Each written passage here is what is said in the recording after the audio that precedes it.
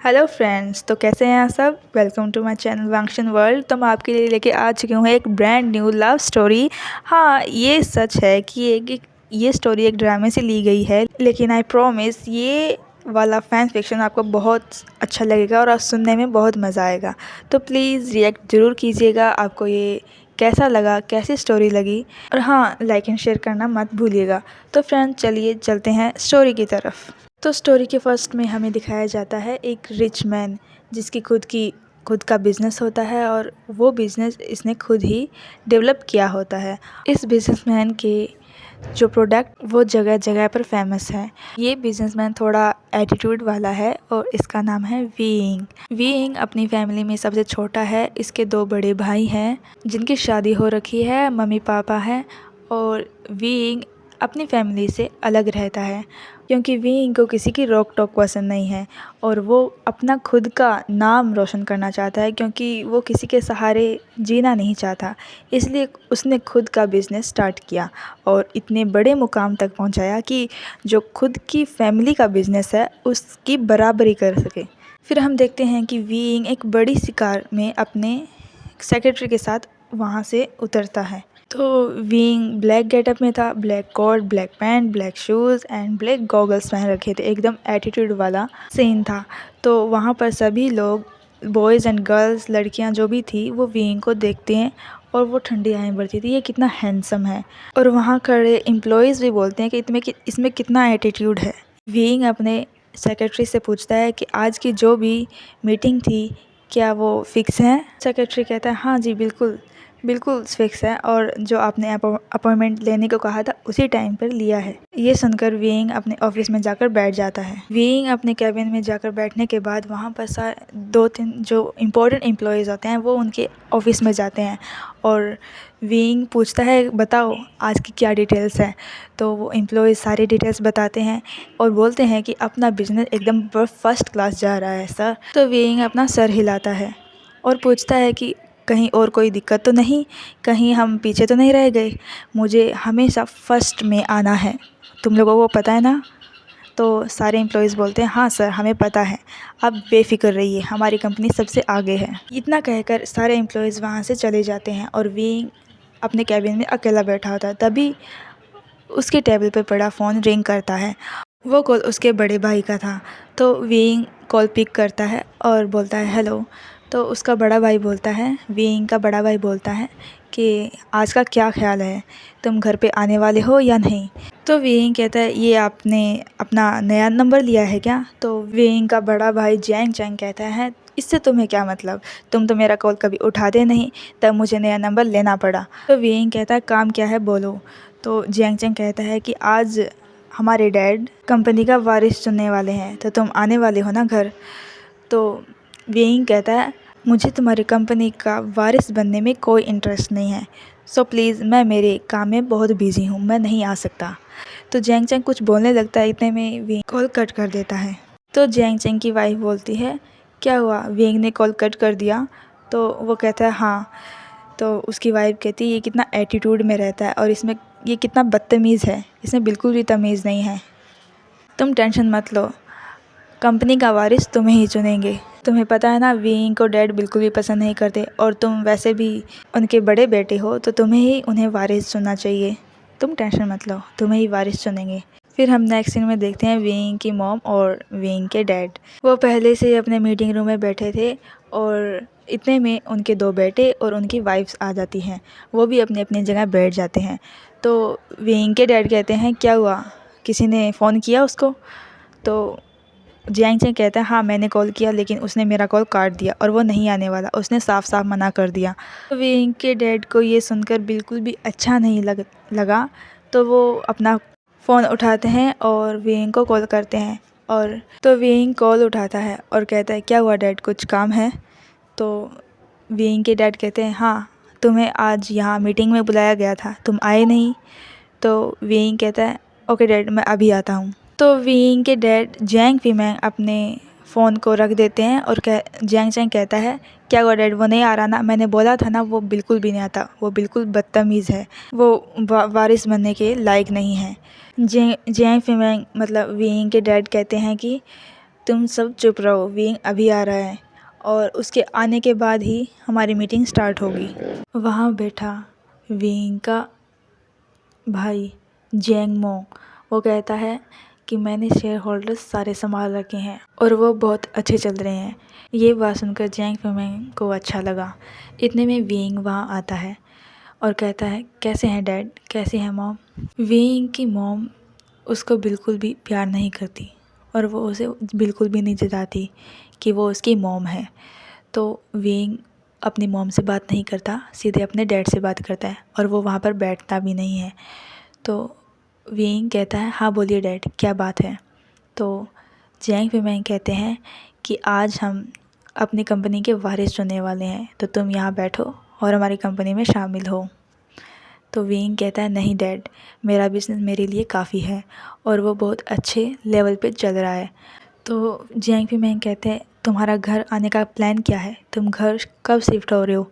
तो विंग कहता है, नहीं डैड, मैं घर नहीं आ रहा, मैं वहीं ठीक हूँ। तो विंग ये बोलकर वहाँ से जाने लगता है।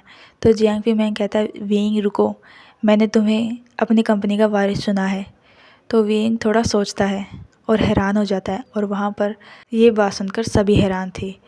तो विंग की मॉम कहती है, ये आप क्या कर रहे हैं। तो विंग की मॉम विंग से कहती है, कह दो अपने डैड से कि तुम वारिस नहीं बन रहे हो और तुम्हें कोई हक़ नहीं है, तुम अपनी फैमिली में रहते ही नहीं तो तुम्हें वारिस बनने का क्या हक़। तो विंग अपने डैड की तरफ देखता है और कहता है कि आप बिल्कुल श्योर हैं कि मैं ही वारिस बनने के लायक हूँ। तो डैड सिर हिलाते हैं।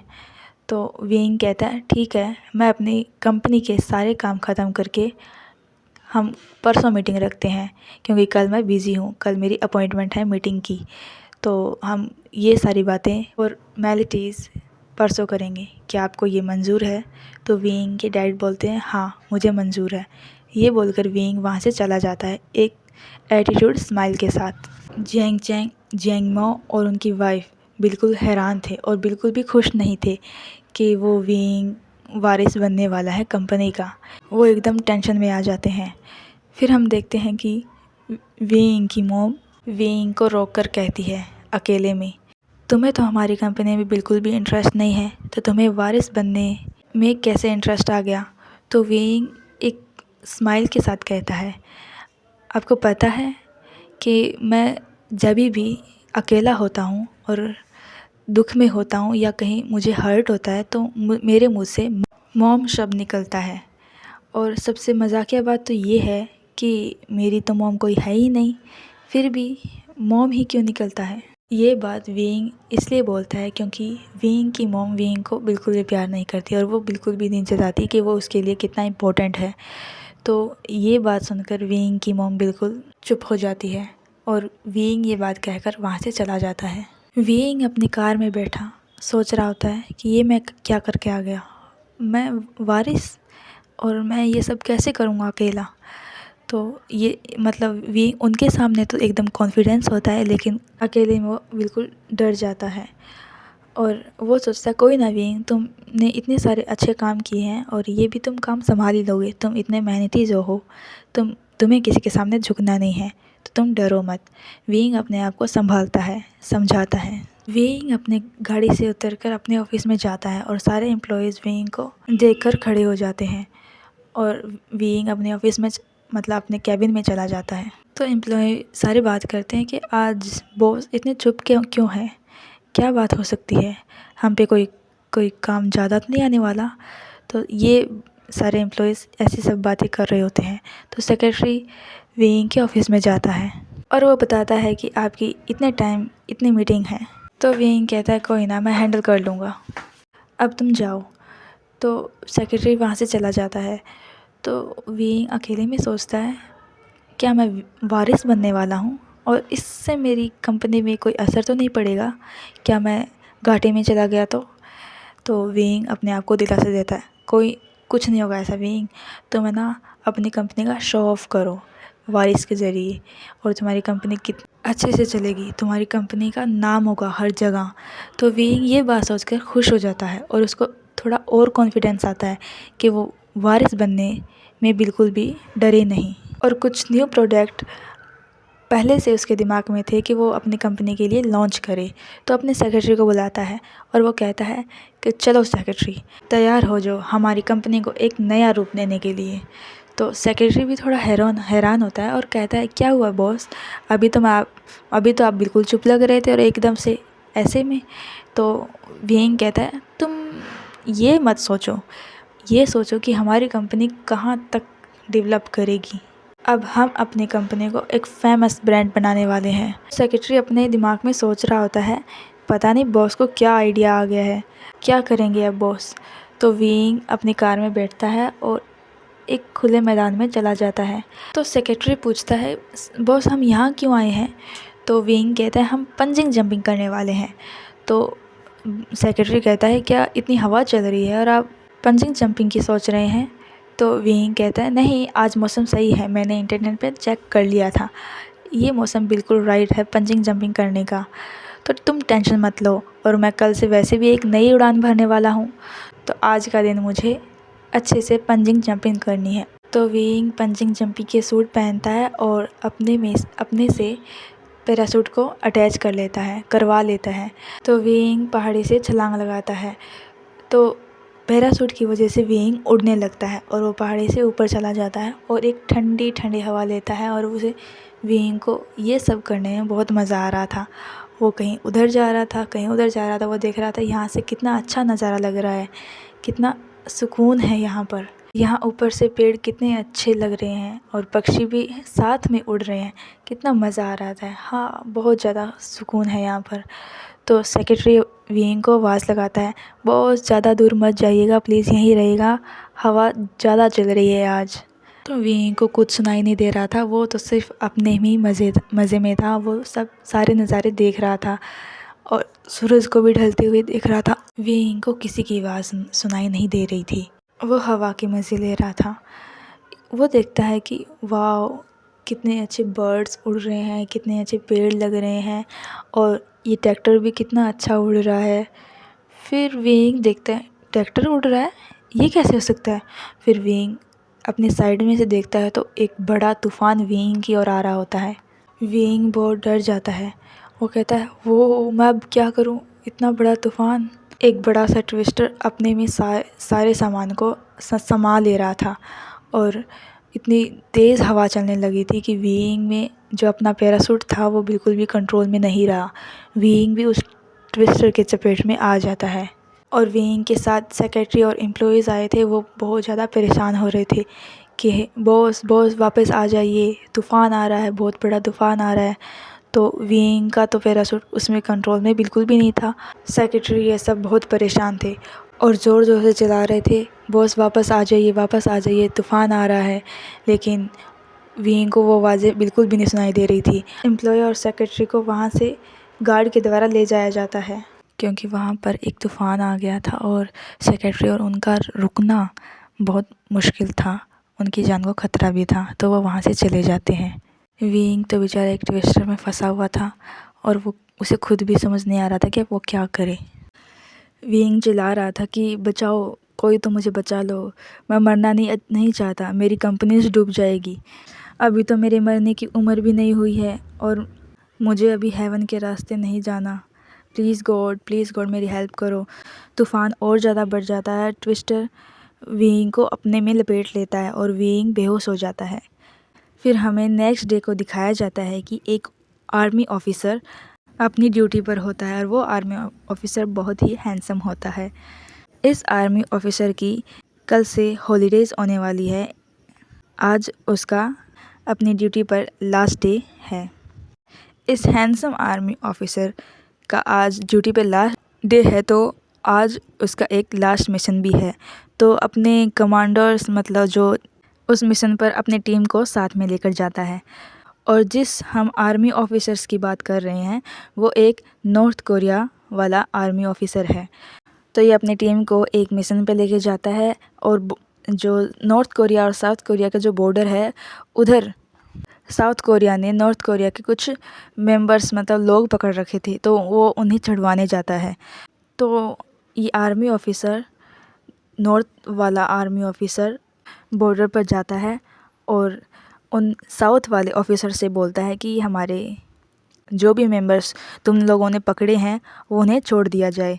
तो साउथ वाले ऑफिसर्स कहते हैं नहीं, हम इन्हें नहीं छोड़ सकते, ये अपना बॉर्डर पार करके हमारे इलाके में आए हैं।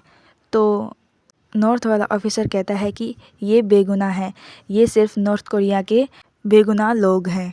तो वो साउथ कोरिया वाला ऑफिसर कहता है नहीं, ये बेगुनाह नहीं है, हमने इन्हें चोरी करते हुए पकड़ा है साउथ कोरिया में। तो नॉर्थ कोरिया वाला ऑफिसर कहता है तुम ये कैसे कह सकते हो, क्या तुम्हारे पास कोई सबूत है? तो साउथ कोरिया वाला ऑफिसर जो होता है वो कुछ एविडेंस दिखाता है उनके खिलाफ, जिनमें दिखाया जाता है कि वो दोनों चोर थे। नॉर्थ कोरिया का एक कमांडो अपने कैप्टन से बोलता है कि लेफ्टिनेंट लैंजन, क्या हमें इनकी बात मान लेनी चाहिए, क्या ये सच में चोर हैं? तो जो लेफ्टिनेंट लैंजन था वो बोलता है हाँ ये सच है, शायद ये सच बोल रहे हैं।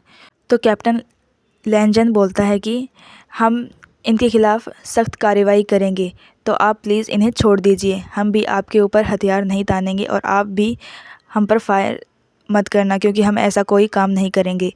तो साउथ वाले ऑफिसर्स बोलते हैं ठीक है, हमें तुम्हारे जो बात बोली है वो मंजूर है। तो उन ऑफिसर्स ने एक दूसरे पर जो गन्स तान रखी थी वो नीचे रख देते हैं और जो चोर थे वो धीरे धीरे नॉर्थ कोरिया की ओर बढ़ते हैं।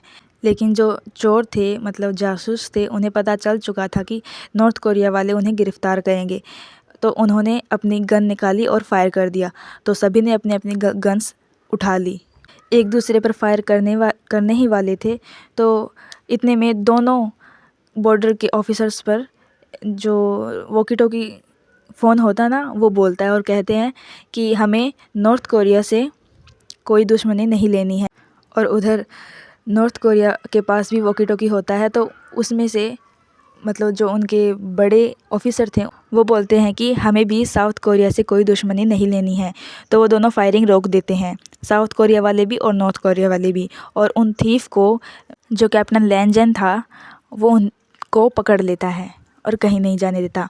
और साउथ कोरिया वाले ऑफिसर से कहता है कि मैं आपसे वादा करता हूँ कि मैं इन्हें नहीं छोड़ूंगा, इनके खिलाफ़ कार्रवाई ज़रूर की जाएगी और आपके इलाके में जो भी कोई जासूस आए हम उन्हें रोकने की कोशिश ज़रूर करेंगे। तो साउथ कोरिया वाले भी मान जाते हैं और उन्हें छोड़ देते हैं और जाने देते हैं। और कैप्टन लैंजन भी उन्हें एक जेल में बंद कर देते हैं ताकि वो थीफ कहीं जा ना सके, जब तक उनके खिलाफ़ कोई कार्रवाई नहीं किया जाए और ये ना पता लगाया जाए कि उन्हें किसने भेजा है साउथ कोरिया में जासूसी करने के लिए। कैप्टन लैंजन की टीम में 4 लोग थे जिनका नाम नी हुसिंग, सोंग लैंग, शाओजन और शिजविक। ये 4 सोल्जर थे जो कैप्टन लैंजन के टीम में थे। तो कैप्टन लैंजन और उनकी टीम वाले जो कैप्टन मतलब सोल्जर थे वो उन्हें जेल में डालकर आ ही रहे थे, तभी एक कैप्टन और आता है जो लैंजन से थोड़ी ऊंची पोस्ट पे था। उसका नाम था मैंग्याओ। तो लैंजन उन्हें सैल्यूट करने के लिए आगे जाता है और उन्हें ये भी बताता है कि उन्होंने 3 चोर और जासूसों को पकड़ा है। तो मैंग्याओ कहता है कि नहीं, ये कोई जासूस नहीं होंगे, शायद ये लोग हैं, नॉर्मल लोग हैं, खेतों में काम करने वाले, वो वहाँ गलती से चले गए होंगे, मैं इन्हें संभाल लूँगा, तुम इनकी टेंशन मत लो। तो कैप्टन लैंजन कहता है नहीं, मैंने साउथ कोरिया के एक कैप्टन से वादा किया है कि मैं इन जासूसों को सज़ा ज़रूर दूंगा और इनके खिलाफ़ कार्रवाई की जाएगी। तो मैंग्याओ कहता है तुम्हें इसकी टेंशन लेने की ज़रूरत नहीं है लैंजन, ये मैं खुद संभाल लूँगा, तुम्हारा आज आखिरी दिन है ड्यूटी पर, तो तुम आगे छुट्टी मनाओ, प्लीज़ इसकी टेंशन मत लो, जितना तुम्हें कहा जाए उतना करो। तो लैंजन कहता है अभी आप ही ने कहा था ना कि मेरी आज लास्ट डे ड्यूटी है, तो मैं मेरी ही चलाऊँगा, तो जिन्होंने मैंने पकड़ा है मैं उनकी कार्रवाई ज़रूर करूँगा और मैंने जो वादा किया था उसे मैं ज़रूर निभाऊँगा। तो मैंग्याओ को थोड़ा गुस्सा आ जाता है और लेफ्टिनेंट जो लैंजन था वो वहाँ से चला जाता है। तो लेफ्टिनेंट लैंजन के में जो टीम वाले थे सोल्जर, वो आपस में बात कर रहे होते हैं कि ये लैंजन इतना एटीट्यूड में क्यों रहता है, इसे किसी से दुश्मनी क्यों लेनी है, ये अपने साथ हमें और मरवाएगा।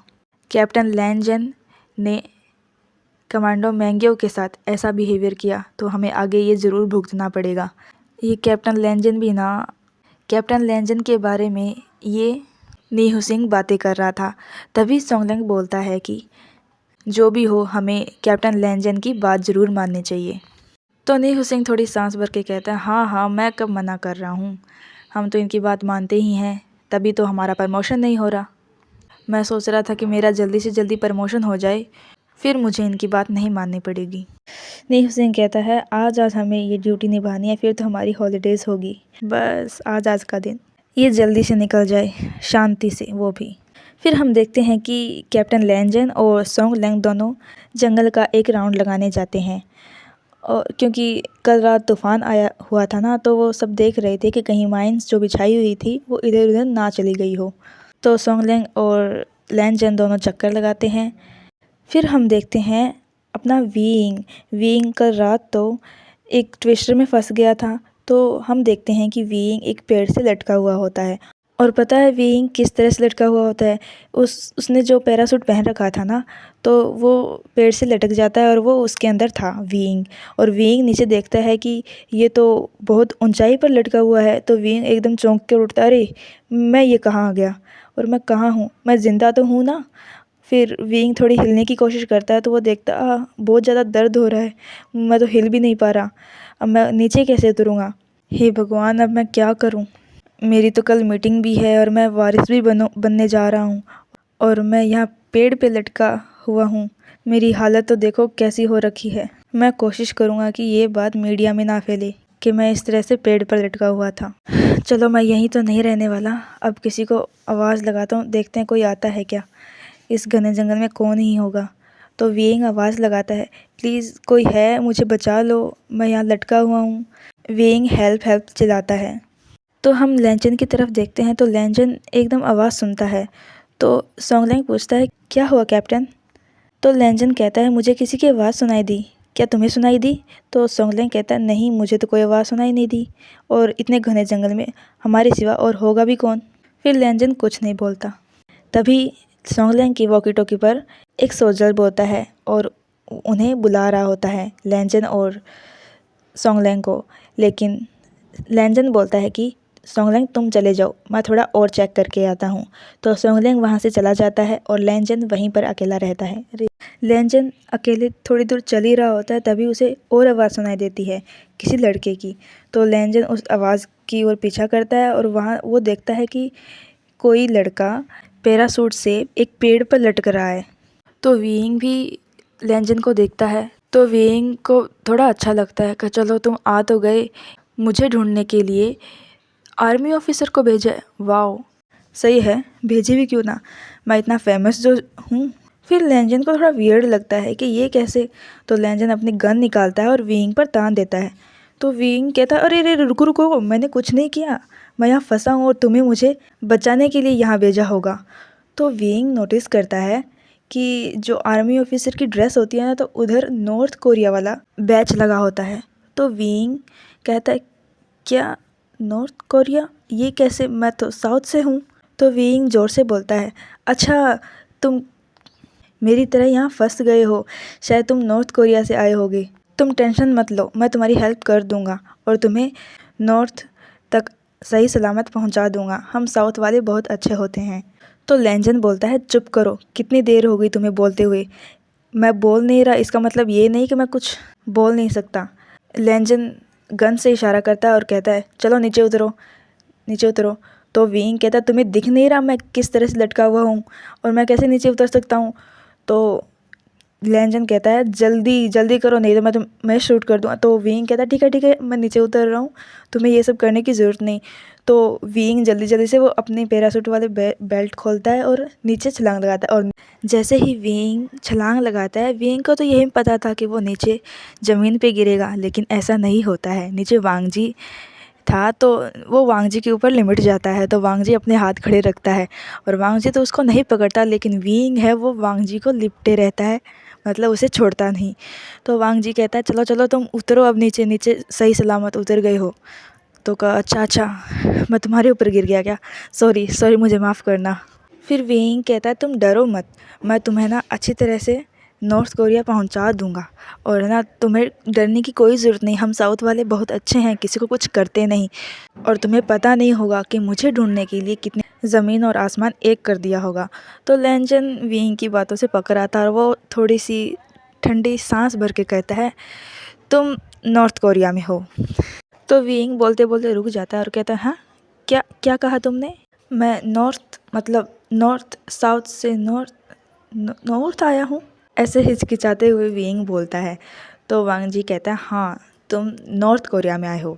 तो विंग कहता है ऐसे कैसे हो सकता है, मैं तो साउथ कोरिया में पैराग्लाइडिंग कर रहा था और मैं इधर नॉर्थ में कैसे आ सकता हूँ, और अब मेरे साथ क्या करने वाले हो तुम लोग।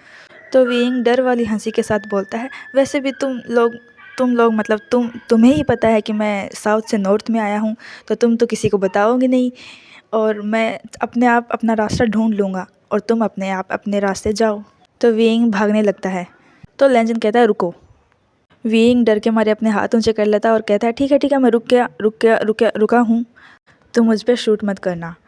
तो लैंजन कहता है अगर तुम गलती से यहाँ पर नॉर्थ कोरिया में आए हो तो तुम्हें अपने घर पहुँचा दिया जाएगा। तो विंग कहता है क्या सच में। तो लैंजन कहता है हाँ सच में, हाँ जो तुमने मुझे बताया है वही तुम वहाँ डिपार्टमेंट में बताना, तो तुम्हें शायद उधर भेज दिया जाएगा। तो विंग हैरान होकर बोलता है क्या शायद, तो अगर वो मेरी बात नहीं माने तो, और मुझे जासूस समझ लिया तो फिर मैं क्या करूँगा, और मुझे लॉकअप में डाल दिया तो लैंजन कुछ नहीं बोलता। तो विंग कहता नहीं नहीं, मैं तुम्हारी बात नहीं मान सकता, मुझे कल जाना है अपने घर, मुझे वारिस चुनने वाले हैं और मैं तुम्हारे साथ यहाँ पर फंसा हूँ, ऐसा मैं कैसे होने दे सकता हूँ। तो विंग भाग जाता है, कुछ भी नहीं कहता। फिर वांग जी भी उसके पीछे भागता है और कहता है अरे तुम भागो मत। तो विंग भागते हुए कहता है क्यों ना भागूं, क्या मैं तुम्हारे साथ यहीं फंसा रहा हूँ और जेल में जाने का वेट करूँ। तो विंग भागता रहता है और वांग जी भी उसके पीछे भागता है और कहता है अरे तुम भागो मत, यहाँ पर माइंस बिछी हुई है।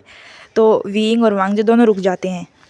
विंग और वांग जी के बीच में पानी बह रहा होता है, मतलब वो झरने से आया हुआ पानी होता है, वो बह रहा होता है। तो विंग कहता है क्या सच में यहाँ पर माइंस बिछी हुई है।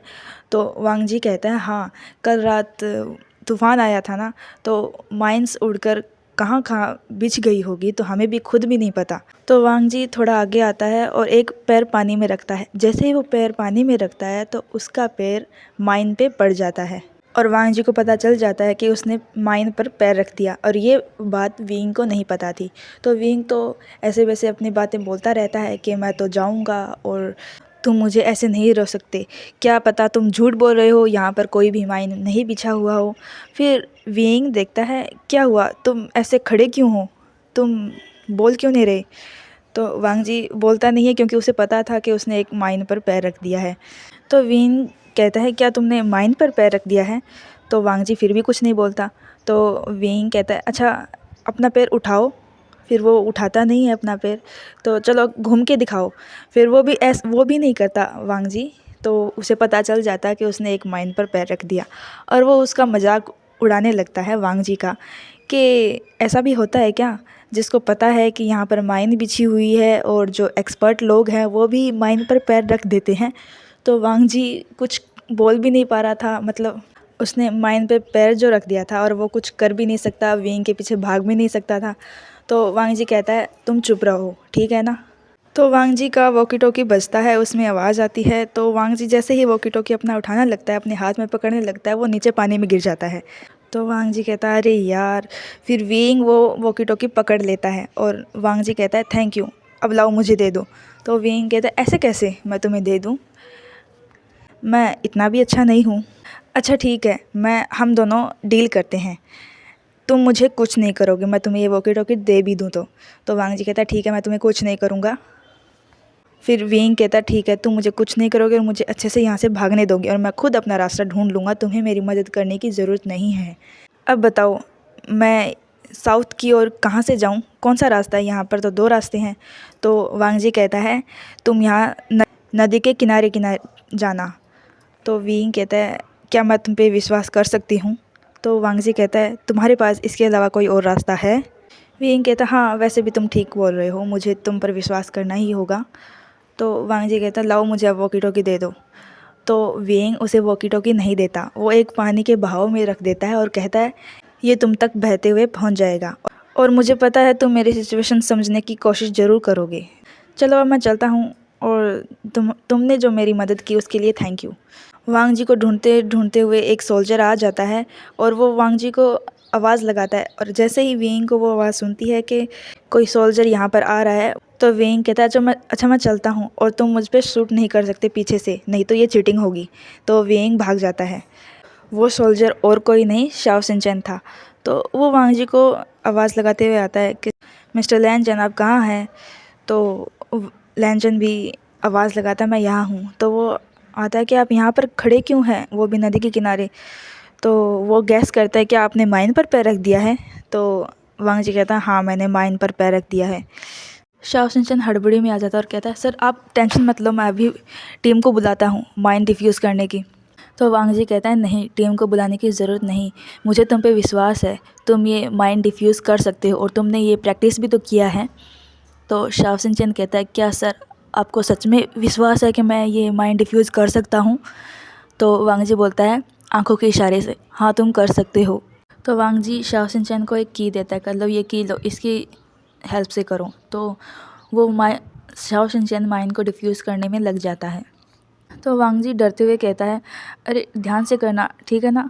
जैसे ही वांग जी को माइंड की आवाज़ आती है डिफ्यूज़ करने की तो वो वैसे ही करता है अरे ठीक से करना, ठीक से करना। वांग जी अपनी आंखें बंद कर लेता है। तो शाओ सिंचन ने वो माइंड डिफ्यूज़ कर दी थी। तो शाओ सिंचन लैनचन को कहता है सर आपको तो पता था ना, मुझ पर विश्वास था ना कि मैं ये कर सकता हूँ। तो वांग जी थोड़ा हैरान हो गया हाँ मुझे पता था कि तुम ये कर सकते हो। तो शाओ सिंचन वो की दिखा कर कहता है मैंने कर दिया सर। अच्छा हो गया, क्या मैं अपना पैर इस पर से उठा सकता हूँ। तो शाओ सिंचन कहता है हाँ सर धीरे धीरे। तो वांग जी वो धीरे धीरे अपना पैर माइन से उठाता है। फिर वांग जी एक ठंडी सांस की आह भरता है और कहता है चलो, और हाँ यहाँ से कोई एक लड़का भागा है उसको कोई शूट ना करे, अपनी टीम से बोल दो। तो शाओ सिंचन कहता है क्या एक लड़का। तो वांग जी कहता है हाँ वो साउथ कोरिया से आया हुआ है और नॉर्थ कोरिया गलती से यहाँ आ गया था, तो उसका पीछा करो लेकिन उसे शूट मत करना, ये अभी वॉकी टॉकी से सभी को इन्फॉर्मेशन दे दो जल्दी से जल्दी। तो शाओ सिंचन कहता है सर हाँ अभी मैं कर देता हूँ, बोल देता हूँ सभी को कुछ शूट ना करे उस पर। शाओ सिंचन ने अपनी मतलब लैनचन की टीम को बोल दिया था कि वेइंग का पीछा करे। फिर हम देखते हैं कि जो वांग जी के टीम में जो सोल्जर थे वो आपस में बातें कर रहे थे, क्या लैनचन सर भी ना, आज आखिरी दिन था अपनी ड्यूटी का, वो भी उन्हें रास नहीं आया, वो भी उन्होंने अच्छे से नहीं बिताने दिया। पता नहीं ये साउथियन लड़का कौन है, 12 घंटे के बाद अपनी ड्यूटी ख़त्म ही हो जाती और वो उनका हेडेक होता, वो अपने आप अच्छे से ढूंढते हैं उनको, हमारा इसमें क्या, ये 12 घंटे भी अच्छे से नहीं बिताने दिए। इसमें भी हमें एक नया मिशन दे दिया उस लड़के को ढूंढने का, पता नहीं वो लड़का कहाँ होगा। ये बातें नी हु सिंह बोल रहा होता है। तभी एक सोल्जर सोंगलैंग बोलता है सर क्या पता इससे आपका प्रमोशन हो जाए। तो नी हु सिंह थोड़ा सोच कर कहता हाँ ये भी हो सकता है कि मैं लैनचन से ऊपर वाली पोस्ट पे हो जाऊँ, फिर मैं उस पर ऑर्डर चलाऊँगा। तो ठीक है अब तय हुआ, उस लड़के को सिर्फ मैं ही ढूंढूंगा और कोई नहीं ढूंढेगा। तो नी हु सिंह को वेइंग दिख जाता है और कहता है अरे वो रहा लड़का, अब मैं ही उसे पकड़ूंगा और लैनचन की जगह मेरा प्रमोशन होगा। तो नी हु सिंह को वेइंग भागता हुआ दिखाई देता है। नी हु सिंह भी वेइंग की तरफ भागता है और कहता है अरे रुक जाओ लड़के, वहाँ मत भागो, रुक जाओ, हम तुम्हें शूट नहीं करेंगे। वेइंग तो उनकी बातें सुन ही नहीं रहा था, वो सिर्फ भागे जा रहा था। तो वेइंग अपने आप से बोल रहा था इनको किसने खबर दे दी, ज़रूर उस खड़ूस ने इनको सभी को बताया होगा मुझे पकड़ने के लिए, लेकिन मैं भी बहुत भागने में चैम्पियन हूँ, मैं किसी के हाथ नहीं आने वाला। फिर वेइंग भागे जा रहा था। तो नी हु सिंह सोचता है अरे ये लड़का कितना तेज़ भागता है और कैसे भाग रहा है, इसको तो ये भी डर नहीं है कि यहाँ पे माइंस बिछी हुई है, फिर भी माइंस वाले एरिया में ये कैसे दौड़ा जा रहा है। सभी सोल्जर्स वेइंग का पीछा कर रहे होते हैं और वहाँ पर शाओ सिंचन और लैनचन भी वहाँ पर आ जाते हैं और वेइंग को देख लेते हैं वो किस तरह से भाग रहा है। उनके हाथ आए बिना। तो विंग को एक बाउंड्री दिखती है, जाल की बाउंड्री। तो वो देखता है कि मैं इस बाउंड्री से पार चला गया ना तो ये मुझे नहीं पकड़ सकते। वो सोचता है ऐसा। फिर विंग कहता है मैं यहाँ से कैसे जाऊँ बाउंड्री से।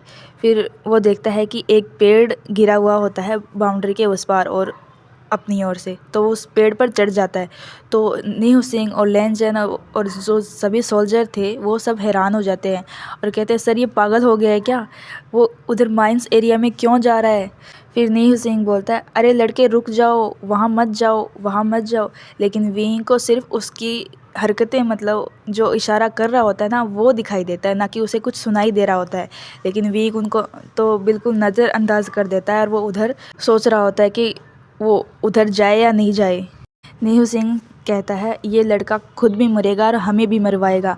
अरे लड़के मत जाओ वहाँ से, उधर आ जाओ, वहाँ पर माइंस बिछी हुई है। तो वो कुछ सोचता नहीं है और ऊपर फायर कर देता है। उसके विंग के ऊपर नहीं, मतलब साइड में फायर कर देता है। और विंग ने सोचा होता है कि वो उस पर फायर कर रहा है, तो वो दूसरी बाउंड्री में चला जाता है भागता हुआ। जो सोल्जर्स उन्हें पकड़ रहे थे, विंग को पकड़ रहे थे, तो वो रुक जाते हैं और न्यू सिंह लैंजन के पास जाता है। सर ये तो लड़का पागल हो गया है, वो माइंस एरिया में चला गया, अब तो उसका बचना नामुमकिन है। और वो भागता भी बहुत तेज़ है, पता नहीं किस तरह से भाग रहा था, उसे तो बिल्कुल भी डर भी नहीं था माइंस का। तो लैंजन उनको कहता है कि जो भी सोल्जर बाउंड्रीज़ पर ध्यान रखे हुए हैं उनको सभी को इन्फॉर्म कर दो कि कोई भागता हुआ लड़का दिखाई दे तो उस पर शूट ना करे। जो बाउंड्री पर ध्यान रख रहा होता है वो सिजविक होता है। तो वो कोरियन ड्रामा देख रहा होता है, साउथ कोरियन ड्रामा। उसे नहीं पता था कि वॉकी टॉकी पर इन्फॉर्मेशन दी जा रही है। और विंग उसके आगे से निकल जाता है, सिजविक के उसके कैमरे से आगे निकल जाता है और उसे पता भी नहीं चलता कि यहाँ पर कोई लड़का आया था और उसने ये बाउंड्री पार कर ली है, क्योंकि वो तो साउथ कोरिया ड्रामे में बिजी था देखने में। विंग को बस एक ही सूझ रहा था कि वो वहाँ से भाग जाए कैसे भी करके, अपने देश आ जाए साउथ कोरिया में। लेकिन वो तो रुके ही नहीं जा रहा था, एकदम एक रफ्तार से भागे ही जा रहा था। विंग ने एक लकड़ी ले ली थी कि वो गिरे नहीं, क्योंकि वो तो थक गया था ना भागता हुआ। तो फिर उसे शाम को जाकर एक गांव दिखता है। वो सोचता है कि वो वहाँ पर साउथ कोरिया में आ गया। तो विंग भगवान का शुक्रिया करता है कि भगवान थैंक यू मुझे ये राह दिखाने के लिए कि मैं अपने देश पहुंच गया। मैं बहुत बहुत इमोशनल हो रहा हूँ, मुझे बहुत रोना आ रहा है कि मैंने क्या क्या झेला है नॉर्थ कोरिया में, कैसे सोल्जर्स मेरा पीछा कर रहे थे मुझे मारने के लिए। थैंक यू गॉड मुझे मेरा यहाँ तक पहुँचाने के लिए। तो विंग उस विलेज में एंटर करता है। विंग की हालत बहुत ख़राब हो रखी थी, वो एकदम बेघर की जैसा दिख रहा था। तो विंग किसी आदमी से पूछता है क्या ये साउथ ही है ना। तो वो आदमी विंग से कुछ नहीं बोलता और वो उसे इग्नोर करके वहाँ से चला जाता है। तो विंग देखता है कि ये क्या हो रहा है यहाँ पर, सभी बच्चे एक लाइन में स्कूल जा रहे होते हैं। वहाँ पर सुबह के 5 बजे हुए थे और लेडीज़ सब्जी वाले से सब्जियां ले रही होती है, क्योंकि वो बिल्कुल साउथ से अलग था। उसके रूल, जो विलेज वाले रूल थे वो साउथ कोरिया से बिल्कुल अलग थे। तो विंग को हैरानी हो रही थी कि ये सब हो क्या रहा है, मैं कहाँ पर आ गया हूँ। और वहाँ पर बूढ़े और अडल्ट थे, वो सभी एक्सरसाइज कर रहे होते हैं और कुछ एंथम टाइप का कुछ बोल रहे होते हैं। विंग तो टोटली हैरान था कि वो कौन सी दुनिया में आ गया है, ऐसा तो उसने कभी देखा भी नहीं था।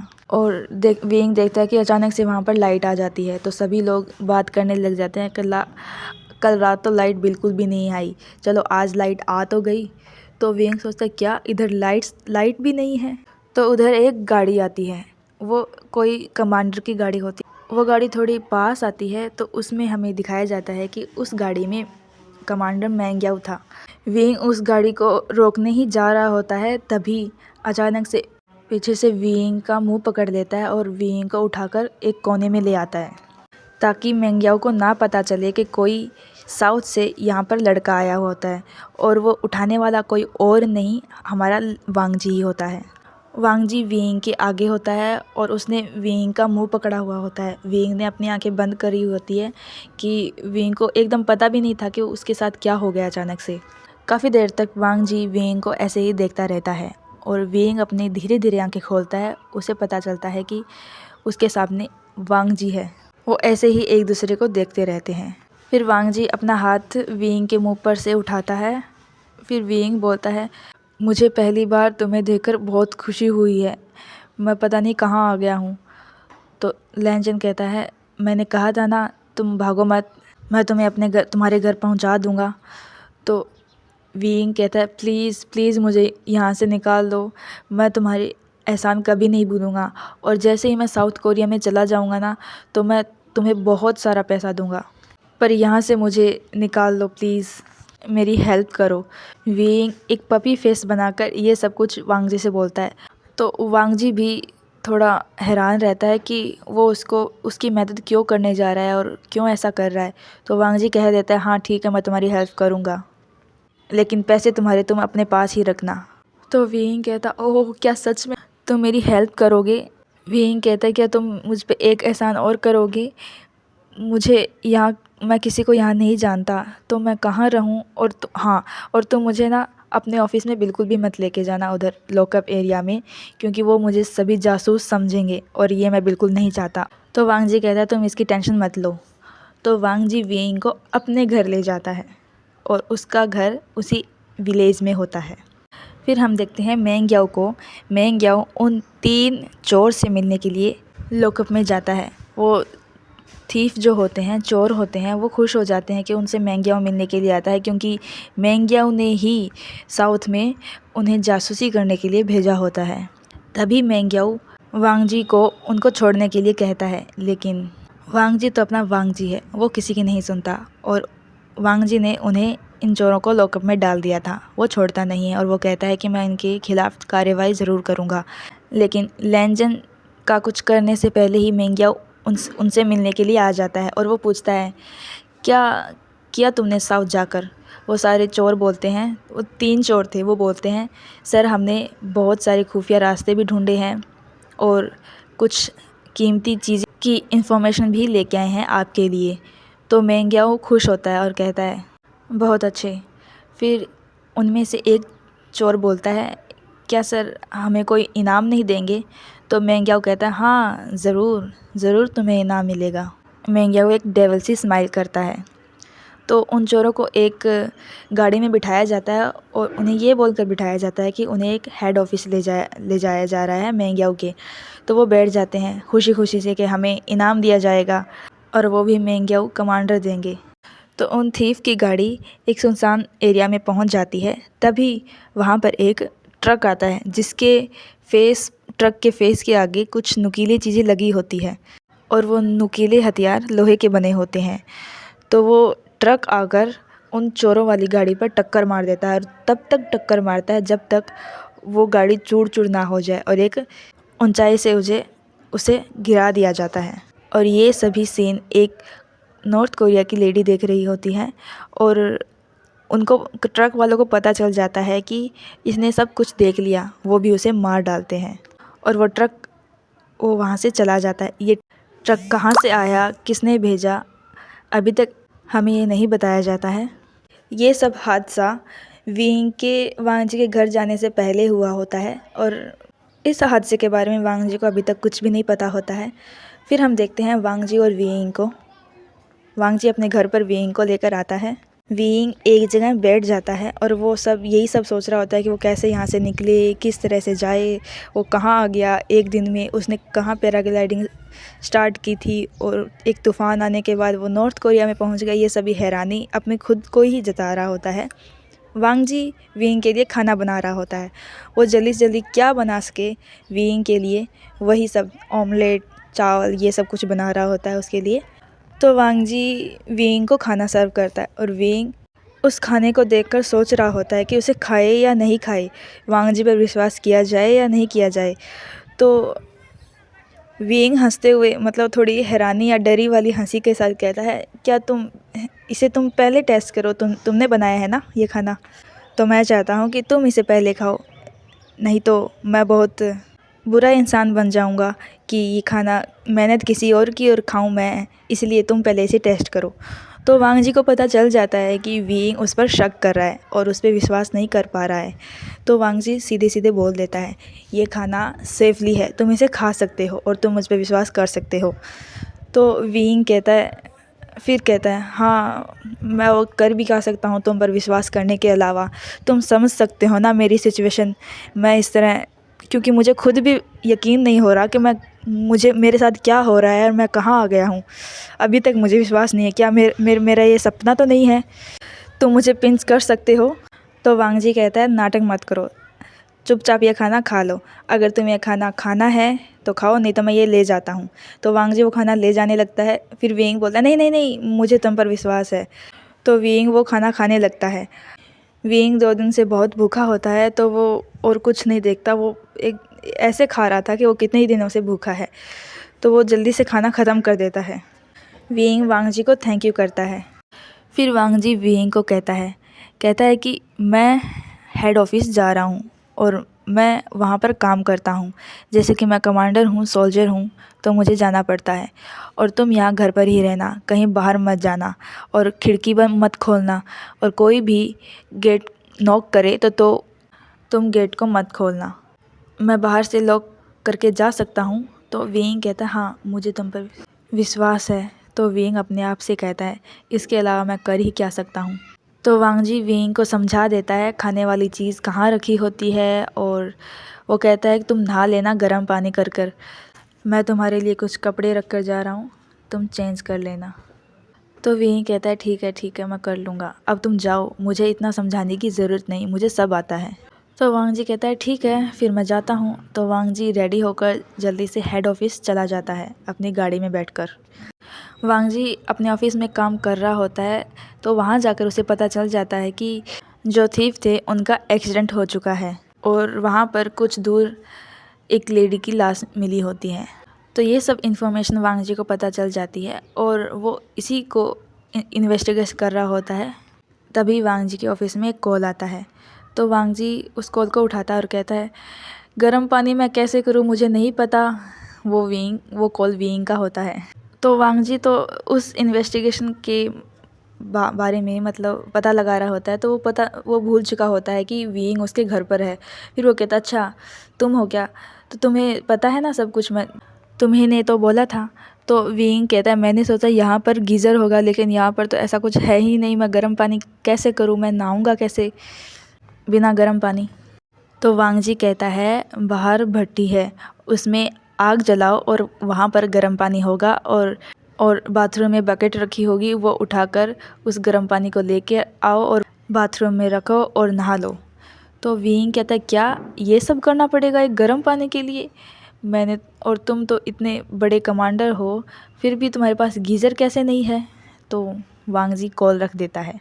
फिर विंग देखता है कि वांग जी ने कॉल रख दिया, तो वो कहता है क्या खड़ूस आदमी है, मेरी पूरी बात सुनी भी नहीं और एटीट्यूड तो इतना करता है कि पता नहीं कितना ही अमीर हो, उसके घर में एक गीज़र तक नहीं है, फिर एटीट्यूड किस बात का।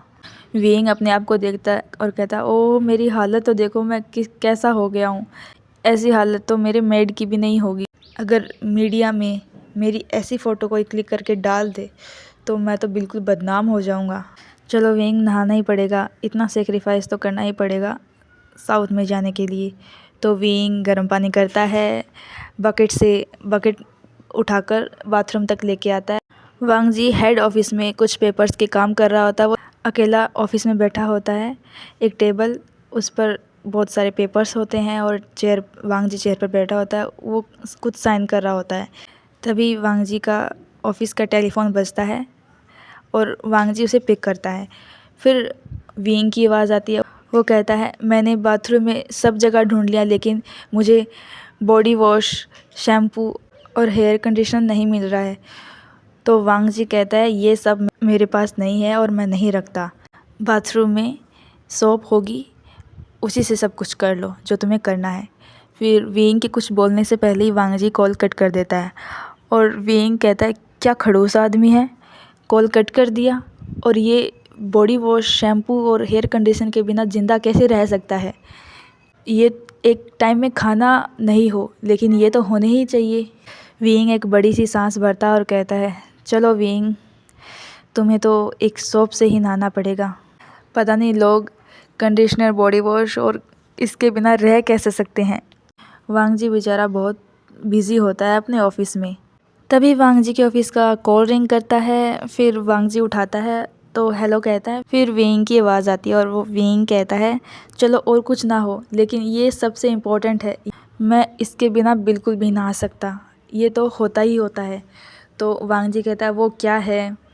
तो वेइंग कहता है सेंटेड कैंडल, मुझे वो चाहिए, मैं उसके बिना नहीं नहा सकता। अनफॉर्चुनेटली वो तो तुम्हारे पास होगा ही होगा। तो वांग जी कहता है ये क्या होता है सेंटेड कैंडल, मुझे नहीं पता और ना ही कुछ ऐसा है मेरे घर में। तो वांग जी कॉल कट कर देता है। वांग जी कहता है कि इतने कॉल आज तक मेरे पास किसी ने नहीं किए, मेरे ऑफिस में इतने कॉल्स। फिर हम वीइंग को देखते हैं। वीइंग कहता है क्या उसके पास सेंटेड कैंडल नहीं है, मैं उसके बिना कैसे नहाऊंगा? यार इतने सेक्रीफाइस कौन करता है, चलो नहा लेता हूँ। वीइंग गर्म पानी के टब में एंटर करता है। तो वीइंग कहता है वाह क्या सुकून है, गर्म पानी, कितना आराम मिल रहा है, बॉडी को रिलैक्स फील हो रहा है। वीइंग को उस गर्म पानी के टब में नींद आ जाती है क्योंकि वो थका हुआ होता है और उसे गर्म पानी के टब में बहुत आराम मिलता है, तो वो थोड़ी देर के लिए झपकी ले लेता है। फिर वीइंग टब से बाहर निकलता है। तब थोड़ी शाम हो चुकी होती है। तो वीइंग कहता है चलो अब ये कपड़े पहन लेता हूँ उस नॉर्थ कोरिया के सोल्जर के दिए हुए, क्योंकि अभी तक वीइंग और वांग जी को एक दूसरे के नाम नहीं पता होते हैं और ना ही उन्होंने पूछे होते हैं। वीइंग जैसे ही बाथरूम से बाहर निकलता है तो लाइट चली जाती है और वहाँ पर अंधेरा हो जाता है। तो वीइंग कहता है ये क्या हुआ, लाइट चली गई और मैं इस अंधेरे में अकेला कैसे रहूँगा? मुझे तो ये भी नहीं मालूम कि यहाँ पर कैंडल्स कहाँ रखी हुई है, किचन भी नहीं पता। फिर वीइंग इधर उधर ढूंढने लगता है तो वीइंग को कुछ आवाज़ सुनाई देती है। वीइंग डर जाता है। वीइंग कुछ डरावने सोचने लगता है। वो कहता है क्या पता उन फौजियों ने मेरे लिए साजिश की हो और ये घर उड़ा दें और मुझे शूट कर दें, क्योंकि अभी तक वीइंग को वांग जी पे भरोसा नहीं था ना, तो वो तो वांग जी को ऐसे ही बोल रहा था कि मुझे उस पर विश्वास है, लेकिन वो अभी तक पूरा विश्वास नहीं कर पा रहा था, क्योंकि कर भी कैसे सकता था, वीइंग का ऐसा कुछ देखा हुआ नहीं था। तो वो डर जाता है। तो वो एक टेबल से फ्लावर पॉट उठा लेता है अपने आप को बचाने के लिए। तो जैसे ही वो दरवाजे की तरफ जाता है देखने के लिए कि कोई वहाँ है या नहीं, वीइंग को बाहर कुछ चलने की आवाज़ आ रही होती है कि कोई उधर चल रहा होता है, लेकिन वीइंग कहता है कोई है, थोड़ी धीमी आवाज़ में कहता है कोई है वहाँ पर। वीइंग गेट के पीछे छुप जाता है। एकदम से वो गेट खुलता है। वीइंग ने जो फ्लावर पॉट ले रखा होता है वो मारने ही वाला होता है, तभी वो देख लेता है कि वहाँ पर वांग जी होता है और वांग जी भी वीइंग को फ्लावर पॉट ऐसे उठाए हुए देखता है तो वो डर जाता है। वो दोनों एक दूसरे को देखकर डर जाते हैं। तो वांग जी कहता है रुको मैं हूँ। तो वीइंग कहता है तुम्हें ऐसे आने की क्या ज़रूरत है, तुम्हारे घर में तुम आवाज़ लगा सकते थे ना। तो वांग जी कहता है सॉरी मुझे माफ़ कर दो, मैंने तुम्हें डरा दिया, मुझे नहीं पता था कि तुम ऐसे डर जाओगे। तो वीइंग रोने लग जाता है क्योंकि वो बहुत डर चुका था ना, इसलिए वो रोने लग जाता है वांग जी के सामने। तो वांग जी कहता है ये लो। तो वीइंग रोते हुए पूछता है ये क्या है? तो वांग जी कहता है बॉडी वॉश, शैम्पू और हेयर कंडीशनर है, तुम इसके बिना रह नहीं सकते ना, तो तुम्हारे लिए मैं बाज़ार से लेकर आया हूँ। तो वीइंग वो रोते हुए उस चीज़ को पकड़ता है, तो वो रोते हुए ही थैंक यू बोलता है। फिर वांग जी कहता है ये भी लो कैंडल। तो वो बड़ी सी कैंडल होती है। तो वांग जी कहता है तुम इसके बिना भी नहीं रह सकते थे ना। तो वीइंग कहता है ये वो कैंडल नहीं है, रोते हुए कहता है ये वो कैंडल नहीं है, सेंटेड कैंडल होती है जिससे खुशबू फैल जाती है बाथरूम में। तो वांग जी कहता है अच्छा मुझे पता नहीं था। वीइंग उस टेबल पे बैठ जाता है जिस टेबल ने उसने पहले खाना खाया था। तो और वो वांग जी के सामने रोने लगता है ज़ोर ज़ोर से। और वांग जी को भी समझ नहीं आ रहा था कि वीइंग को कैसे चुप करे। तो वांग जी कहते क्या तुम सच में इतना डर गए थे? तो वीइंग कहता हाँ मैं सच में डर गया था, और इन सब चीज़ों के लिए थैंक यू, तुमने मुझे जो ला के दी है। और मुझे घर जाना है जल्दी से जल्दी, तुम वादा करो कि तुम मुझे मेरे घर पहुंचा कर रहोगे। तो वांग जी को और कुछ नहीं सोचता तो वो कह देता है मैं तुमसे वादा करता हूँ, मैं तुम्हें सही सलामत तुम्हारे घर तक पहुंचा दूँगा। तो वांग जी अपने रूम में चला जाता है वीइंग को कुछ कहे बिना। वीइंग उस कैंडल को जला लेता है, उधर कैंडल की तरफ बैठा रहता है। फिर जो वांग जी ने सामान ला के दिया था वो उस कैंडल की रोशनी में देखता है। Body wash, shampoo, hair conditioner और कुछ फेस वाली क्रीम भी थी लगाने के लिए। तो विंग कहता है ये तो सारी साउथ में मिलने वाली चीज़ें हैं, ये नॉर्थ में कैसे आई? अपने आप से बात करता है। फिर विंग देखता है कि बैग में बैंडेज और कुछ दवाइयाँ भी थी। तो विंग कहता है अच्छा ये भी लाया है, उसे कैसे पता कि मेरे पैर में चोट लगी है? फिर विंग बोलता है दिखता खड़ूस है लेकिन है नहीं। तो विंग खुद की ड्रेसिंग कर लेता है, जहाँ पर लगी होती है वहाँ पर दवाई लगा लेता है और वहीं पर बैठा रहता है और उस कैंडल को देखता रहता है और कहता है अगर ये सच में सपना है तो सुबह तक ये सपना टूट जाए, ये सपना बहुत बुरा है, मैं इस सपने में नहीं रहना चाहता। विंग वहीं पर उस कैंडल को देखते हुए सो जाता है। फिर हम सुबह का सीन देखते हैं तो वांगजी तो उठ जाता है, वो रेडी होकर अपने शूज़ पहनने लगता है। तो तभी वहाँ पर नीहू सिंह आता है घबराया हुआ। मतलब नीहू सिंह तो ऐसा ही है, आपको पता ही है कैसी पर्सनैलिटी है उसकी। तो वो कहता है सर आपको पता है हमारा तो कहीं भी प्रमोशन नहीं होगा, अब जो पोस्ट पे हैं हम उससे भी नीचे पोस्ट पर आ जाएंगे, तो अब क्या होगा हमारा? तो वांगजी कहते हैं कि क्या हुआ नीहू सिंह, तुम ऐसे क्यों बोल रहे हो? तो नीहू सिंह कहता है सर आपको पता है सब कुछ, फिर भी आप ऐसे ही अनजान बनने की कोशिश कर रहे हैं। वो लड़का अभी तक नहीं मिला, आपने कल देखा नहीं वो कैसे छलांगे लगाकर भाग रहा था हमसे? मेरा तो मन कर रहा था कि मैं उस पर शूट कर दूं, लेकिन आपने मना कर रखा था, तभी मैंने उसके ऊपर शूट नहीं किया। वो एक लड़का एक दिन बाद नहीं आ सकता था, वो एक दिन पहले आ गया और हमारी ड्यूटी हो गई उसको पकड़ने की। अब पता नहीं उनको अगर दूसरी टीम वाले सोल्जर को पता चलेगा तो क्या करेंगे हमारे साथ, कि साउथ कोरिया वाला कोई लड़का हमारे नॉर्थ कोरिया में आ गया और वो भी बिना परमिशन के। हमारी तो खैर नहीं वांगजी सर, अब क्या करें हम? इतने में विंग उठकर उनकी सारी बातें सुन रहा होता है। वांगजी को तो सब पता था कि विंग तो उसी के पास है और वो सो रहा है अंदर, लेकिन नीहू सिंह को ये नहीं पता था कि जो विंग है वो वांगजी के घर पे है। तो नीहू सिंह कहता है सर पता नहीं अब कहाँ होगा, किसकी नज़रों में आया होगा वो। तो इतने में विंग उसके सामने आकर खड़ा हो जाता है, तो नीहू सिंह चिल्लाकर अपनी जगह से दूर हो जाता है। वो हैरान था कि सर ये लड़का पकड़ा गया हमारे ही घर पे है। तो वांगजी कहता है मुझे पता है, इसे मैं ही लेकर आया हूँ। तो नीहू सिंह कहता है क्या वांगजी सर आप लेके इसे आए हैं? आपको पता भी है आपने हम सब की ड्यूटी को खतरे में डाल दिया है। तो वांगजी कुछ नहीं बोलता, वो सिर्फ अपना काम करता रहता है, अपने शूज़ पहन रहा होता है, फिर कोई और काम करता है। फिर विंग तो उसे तिरछी नज़रों से देख रहा था नीहू सिंह को, और नीहू सिंह मन ही मन में बोलता है पता नहीं ये सर क्या बन रहे हैं, अपनी ड्यूटी को तो खतरे में डाल ही दिया और हमारे पीछे और पड़े हैं। क्या इनकी तरह हम भी बन जाएं? हमारे पास तो इतना एटीट्यूड नहीं है जितना वांगजी के पास है। फिर विंग बोलता है कल तुम थे जिसने मुझ पर शूट किया था, अब तो तुम गए। अगर मैं पकड़ा गया तो सीधा उनको यही बोलूँगा कि ये अपनी ड्यूटी सही से नहीं कर पा रहे थे, इसलिए मैं अंदर आ गया, वो भी बिना परमिशन के, और सबसे पहला नाम तो तुम्हारा ही लूँगा। फिर नीहू सिंह डर कर कहता है वांगजी सर देखिए क्या बोल रहा है, हमें डराने की कोशिश कर रहा है।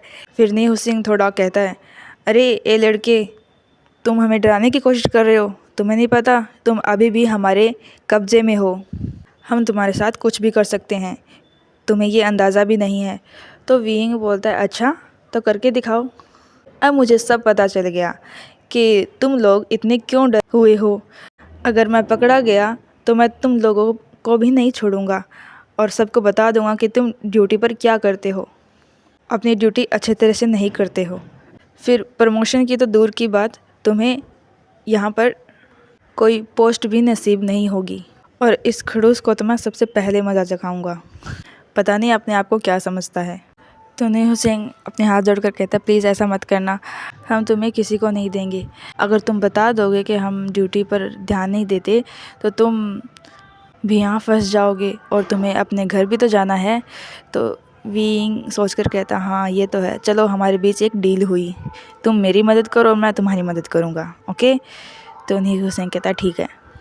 और वहाँ पर सोंग लेंग, शाओ सिनचेन और शिजविक भी आ जाते हैं और उन्हें भी पता चल जाता है कि विंग उन्हीं के पास है, मतलब वांगजी सर के पास ही है।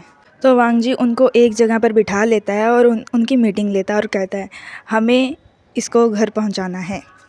अगर ये किसी के हाथ लग गया तो पता नहीं इसके साथ क्या करेंगे, और ये निर्दोष है, ये गलती से यहाँ पर आ गया है उस तूफ़ान की वजह से, तो ये हमारी ड्यूटी बनती है कि हम इसकी हेल्प करें। तो वीइंग वांग जी की बात काट कर बोलता है और कहता है अगर तुम सब मेरी हेल्प करोगे तो मैं तुम्हारी हर विश पूरी कर सकता हूँ। मेरे पास बहुत पैसा है, जो भी तुम्हें चाहिए मैं तुम्हें वो ला कर दूँगा। तो सारे सोल्जर हैरान हो जाते हैं और कहते हैं, न्यू सिंह कहता है कि सर ये हमें पैसों का धोस जमा रहा है।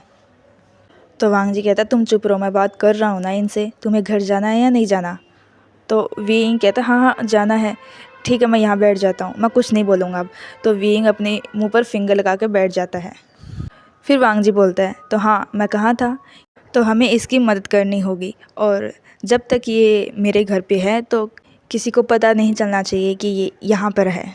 तो सारे सोल्जर हैरान होते, क्या वांग जी सर इसे अपने घर पे रखेंगे। तो वांग जी सुन लेता और कहता है क्या तुम्हारे पास इसके अलावा कोई और आइडिया है। तो कहता है नहीं है। तो कोई प्रॉब्लम मेरे घर पे रहने से। कि नहीं, आप रख सकते हैं, आपका घर है। तो वांग जी कहता है ओके डन। हाँ मुझे एक और भी काम बोलना था कि आज मैं किसी काम से कहीं दूसरे गांव जा रहा हूँ, तो तुम लोगों को इसका ध्यान रखना होगा।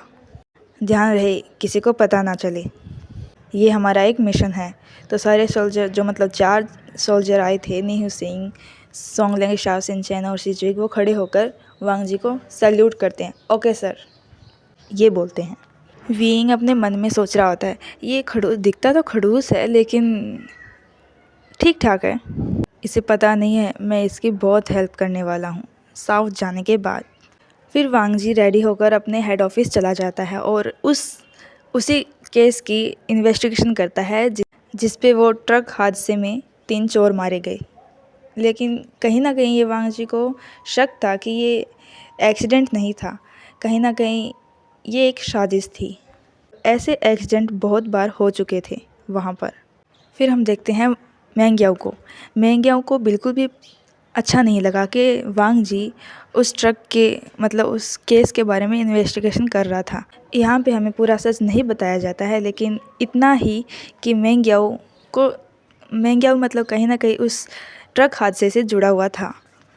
तो वो किसी को कॉल करता और कहता है कि हमें वांग जी को कहीं ना कहीं फंसाना होगा, नहीं तो ये पता लगा लेगा कि ये ट्रक किसने एक्सीडेंट करवाया है। वो कॉल कट करने के बाद फिर मैंग्याओ अपने मतलब कोई सोल्जर को कॉल करता और कहता है गांव में जो घर है उनकी सभी की तलाशी ली जाए, ये मेरा ऑर्डर है। तो सभी सोल्जर जितने भी होते हैं वो घरों की तलाशी करने के लिए चल पड़ते हैं और तलाशी करने लग जाते हैं। फिर हम देखते हैं वांग जी नॉर्थ कोरिया के एक बड़े शहर में गया होता है उस केस की इन्वेस्टिगेशन करने के लिए। तो वहाँ पर जैसे ही वो ट्रेन से नीचे उतरता है तो वांग जी को कुछ सोल्जर्स पकड़ लेते हैं और कहते हैं कि तुम ही हो वो गद्दार। तो वांग जी को एक मतलब जेल में ले जाते हैं। तो वांग जी को पता नहीं था कि वो उसके साथ ऐसा क्यों कर रहे हैं। तो वांग जी कहता है नहीं, मैं एक गाँव से आया हूँ और मैं वहाँ का सोल्जर हूँ, तो आपको मेरा आईडी कार्ड देखना चाहिए। लेकिन वो तो कुछ वांग जी का देख नहीं रहे थे आईडी कार्ड वगैरह। वो सीधे ही वांग जी को गिरफ्तार कर लेते हैं और एक जेल में ले जाते हैं और वांग जी के साथ पूछताछ करने लगते हैं। वांग जी तो एकदम शांत था, उसे पता था कि उसने कोई गलत काम नहीं किया है, तो वो उन्हें देख रहा था कि वो उसे कैसे ट्रीट कर रहे हैं। तो वांग जी चुप था। फिर एक ऑफिसर वांग जी से पूछताछ करता है कि बताओ तुमने ऐसा क्यों किया। तो वांग जी कहता है नहीं मैंने कुछ नहीं किया। तो ऑफिसर कहता है ये तो मुझे भी पता है कि तुमने कुछ नहीं किया, लेकिन हमें तो तुम्हें पकड़ना था। तुम्हें 2 लात घुसे मारेंगे ना तो तुम हमारी बोली बोलने लग जाओगे, जो हम तुम्हें रटाएंगे वही तुम बोलोगे। फिर वांग जी को मारने लगते हैं।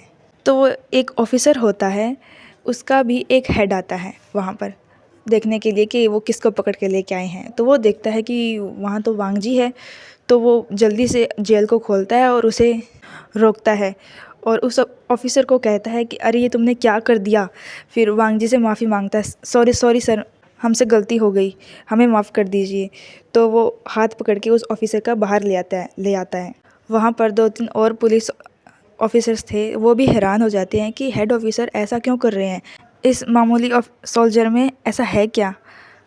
तो वो हेड ऑफिसर उस ऑफिसर को कहता है कि तुम्हें पता भी है तुम किसे पकड़ के ले आए। तो वो कहता है नहीं, कौन है ये, कि ये पता है, ये हेड कमांडर का बेटा है, जिसके एक ऑर्डर पर हमारे ऑफिस के जितने भी लोग हैं वो घबरा जाते हैं। तो वो भी जो ऑफिसर था वांग जी को पकड़ के लेके आया था वो घबरा जाता है और क्या अब मैं क्या करूं सर, प्लीज़ प्लीज़ मेरी मेरी मेरी नौकरी मत जाने दीजिए, मैं उनसे माफ़ी मांग लूँगा, प्लीज़ आप उन्हें भी बोल दें कि मुझसे गलती हो गई, मुझे ऐसा नहीं करना चाहिए था उनके साथ। जो हेड ऑफिसर था वो मेंग्याओ को कॉल करता और कहता है अरे तुमने किसको भेज दिया। तो मेंग्याओ को पता नहीं था कि वो हेड कमांडर का बेटा है वांग जी, क्योंकि वांग जी ने अपनी पहचान छुपा रखी थी सभी से, किसी को नहीं पता था कि वांग जी किसका बेटा है, कहाँ से आया है और इसका सरनेम क्या है। लेकिन उस ऑफिसर को पता था। तो वो ऑफिसर मेंग्याओ को कॉल करता है और कहता है अरे तुमने किसको भेज दिया। तो मेंग्याओ कहता है क्या हुआ, मैंने तो एक हमारे सोल्जर को भेजा है और वो मेरी नीचे पोस्ट पे है। तो वो हेड ऑफिसर कहता है तुम्हें पता है ये कौन है। तो मेंग्याओ पूछता है अरे सस्पेंस क्यों बढ़ा रहे हो, बताओ ना कौन है। तो वो बोलता है कि ये हमारे हेड कमांडर का बेटा है। तो मेंग्याओ भी शौक में रह जाता है कि क्या, ये वांग जी, तो इसने अपनी पहचान क्यों छुपा रखी थी और ये यहाँ क्यों आया है कमांडर बनने के लिए, सोल्जर बनने के लिए, और ये इतनी नीचे पोस्ट पर क्यों, अगर इसके पास इतनी पावर है तो ये मुझसे भी ऊंची पोस्ट पर हो सकता है। तो वो हेड ऑफिसर कहता है कि हाँ तुम सही बोल रहे हो, लेकिन ये ऐसा नहीं चाहता था, ये बहुत ही ईमानदार और नेक दिल का लड़का है। इसका भाई भी जैसा कि तुम जानते हो लैन सिचेन, वो भी एक कमांडर था, उसकी भी मौत इस हादसे जैसे ट्रक हादसे में हुई थी। तो उसकी जगह पर वांग जी वहाँ पर आया था और वांग जी तब हाई स्कूल में पढ़ता था और वांग जी ने अपने पापा से डिमांड की कि उसकी पहचान छुपाई जाए, किसी को ना पता चले कि वो उसका बेटा है। तो मेंग्याओ कहता अच्छा ये मसला है, तो वांग जी किसी मिशन के साथ यहाँ आया है। तो हेड ऑफिसर कहता है हाँ। तो मेंग्याओ कॉल रख देता है। फिर मेंग्याओ को कॉल आता है अपने ही एक ऑफिसर का और कहता है सर हमने गांव में सभी घरों की तलाशी ले ली है, लेकिन एक घर को छोड़कर। तो मेंग्याओ पूछता है वो कौन सा घर है, उसकी भी तलाशी लो। तो वो कहता है कि सर ये वांगजी सर का घर है। तो मेंग्याओ कहता हाँ, वांगजी के घर की भी तलाशी लेनी है और उसके घर की तलाशी मैं खुद लूँगा। तो मेंग्याओ रवाना हो जाता है वांग जी के घर की तलाशी लेने के लिए। तभी हम नीहू सिंह को देखते हैं। नीहू सिंह कॉल पे कॉल कर रहा होता है वांग जी को बताने के लिए कि उसके घर की तलाशी ले रहे हैं, और वो भी खुद मेंग्याओ सर। तो वांग जी का फ़ोन वो उन्होंने पकड़ लिया था ना, तो स्विच ऑफ कर दिया था। तो वांग जी अपना फ़ोन ओपन करके देखता है कि नीहू सिंह की कॉल आई हुई थी। तो वो वापस कॉल करता है और कहता है सर आपके घर की तलाशी ली जा रही है और आपके घर में तो पता है ना विंग है। तो वांग जी को ये इन्फॉर्मेशन पता चल जाती है, ये बात पता चल जाती है कि उसके घर की तलाशी ली जा रही है। तो वो एक उस हेड ऑफिसर से कहता है जो वांग जी के बारे में सब जानता है, और वो कहता है कि आप मेरी एक हेल्प कर सकते हैं। तो मुझे आपकी गाड़ी की चाबी चाहिए, क्या मैं आपकी गाड़ी ले जा सकता हूँ। तो वो कहता है क्या आप शर्मिंदा कर रहे हैं। हेड ऑफिसर कहता है हाँ आप ले जा सकते हैं बेझिझक। तो वो अपनी गाड़ी की चाबी दे देता है। तो वांग जी उस गाड़ी में बैठ जाता है और ख़ुद ड्राइव करता है। और वो गाड़ी ऐसी थी कि कोई भी सिग्नल पर उस गाड़ी को रोक नहीं सकता था, क्योंकि वो एक हेड ऑफिसर की गाड़ी थी ना, इसीलिए। तो वांग जी तो अपनी एक ही स्पीड रखता है गाड़ी की। सड़क पे आगे कुछ पुलिस ऑफिसर थे और उन्होंने सड़क को रोक रखा था और वो किसी भी गाड़ी को नहीं जाने दे रहे थे। तो वांग जी की गाड़ी तो एक ही स्पीड से आ रही थी। तो वो पुलिस ऑफिसर सोचते हैं कि ये गाड़ी कौन है, कि एक जो नाकाबंदी है उस पर रुक नहीं रही। फिर वो देखते हैं, साइन देखते हैं गाड़ी का, ये तो हेड ऑफिसर की गाड़ी है, वीआईपी गाड़ी है, चलो जल्दी से हटाओ सड़क पे से। तो वो जो भी सड़क पे लगा रखा था गाड़ी को रोकने के लिए वो हटा देते हैं जल्दी, और वांग जी अपनी स्पीड में जाता है विंग को बचाने के लिए। जैसे ही वांग जी अपने घर पहुंचता है तो वो देखता है वहाँ पर बहुत सारी भीड़ थी, लेडीज़ भी थी, जेंट्स भी थे और सोल्जर भी थे। और मेंग्याओ वहाँ पर विंग को पकड़ लेता है और विंग ने अपने हाथ ऊपर किए हुए होते हैं। तो मेंग्याओ उससे पूछ रहा था कि तुम कौन हो और वांग जी घर पर क्या कर रहे थे? तुम्हारी ड्रेसिंग सेंस से तो नहीं लग रहा कि तुम नॉर्थ के हो। वीइंग उन क्वेश्चन के कोई भी आंसर नहीं दे रहा था, वो सिर्फ चुपचाप था। तभी वहाँ पर एक गाड़ी रुकती है और उस गाड़ी से वांग जी बाहर निकलता है और वांग जी जल्दी से आके वीइंग के पास खड़ा हो जाता है और उसके हाथ नीचे करता है। तो मेंग्या वो एक स्माइल के साथ कहता है, क्या मैं पूछ सकता हूँ कि ये कौन है और तुम्हारे घर पर क्या कर रहा है? तो वांग जी कहता है, नहीं, ये मैं तुम्हें नहीं बता सकता। तो मेंग्या फिर बोलता है, कहता है, ये तो नॉर्मल लोगों के साथ ऊंच नीच हो गई ना। अगर तुम सोल्जर हो और तुम्हारे घर पे कोई ऐसी चीज़ पाई जाती है जो सही नहीं हो और वो हम तुमसे पूछताछ न करें तो ये लोग क्या सोचेंगे? तुम्हें बताना ही पड़ेगा, नहीं तो तुम दोनों को गिरफ्तार किया जाएगा। फिर वांग जी कहता है, ये मेरा नेफ्यू है, बहुत ही जल्द हम दोनों शादी करने वाले हैं। तो वहाँ पर लेडीज़ थी, उनके सभी के तो दिल ही टूट जाते हैं मानो, क्योंकि वांग जी तो इतना हैंडसम था तो उस पर तो सारी लड़कियाँ मरा करती थी। यहाँ तक कि शादीशुदा औरत भी वांग जी पर जान वारती थी। और ये सुनकर उनका दिल टूट जाता है कि वांग जी तो शादी करने वाला है और वो भी इसके साथ। इसमें ऐसा क्या है? मेंग्याओ भी शॉक्ड में रह जाता और कहता है, तुम्हें पता है ना, ये शादी यहाँ पर अलाउड नहीं है। तो वांग जी कहता है, हाँ मुझे पता है, तभी हम शादी थाईलैंड में करने वाले हैं। फिर मेंग्याओ कहता है, अच्छा कॉन्ग्रेचुलेशंस, क्या मैं इसकी आईडी देख सकता हूँ? तो वांग जी कहता है, नहीं, तुम नहीं देख सकते। तो मेंग्याओ कहता है, क्यों नहीं देख सकता? आईडी तो तुम दिखा ही सकते हो इसकी। तो वांग जी कहता है, ये एक सीक्रेट है। तो मेंग्याओ कहता है, क्यों, सीक्रेट क्यों है? तो वांग जी कहता है, मेरा नेफ्यू एक सीक्रेट एजेंट है, वो ऐसे किसी को इन्फॉर्मेशन नहीं दे सकता। तो मेंग्याओ कहता है, अच्छा, तो मैं इसकी जांच ज़रूर करवाऊँगा। तो वांग जी कहता है, तुम्हें जो करवाना है करवा लो। तो मेंग्याओ वहाँ से चला जाता है और कहता है, इन्वेस्टिगेशन ख़त्म हुई। तो सारे लोग अपने अपने घर चले जाते हैं और वीइंग को कोसते हुए कि वांग जी शादी करने वाला है, वो भी इसके साथ। फिर वीइंग वांग जी की ओर देखता है और कहता है, क्या तुमने उसको ये क्या बताया? तो वांग जी कहता है, अंदर चलो, हम वहाँ बात करेंगे। तो फ्रेंड्स, आज की स्टोरी बस इतनी ही। Thanks for watching. हाँ सॉरी, मैं ये स्टोरी इस पार्ट में नहीं ख़त्म कर पाई। हाँ, इस स्टोरी के 2 पार्ट ज़रूर आएंगे, आप ज़रूर देखना कि वांग जी कैसे वीइंग को अपने उसके घर साउथ में पहुंचाता है और कैसे इन दोनों के बीच लव केमिस्ट्री होती है। ये आप उन 2 एपिसोड्स में देख पाएंगे। आई एम श्योर कि आपको वो 2 पार्ट बहुत पसंद आएंगे और ये भी अच्छी लगेगी। और आपको जैसी लगी हो प्लीज़ कमेंट करके ज़रूर बताना।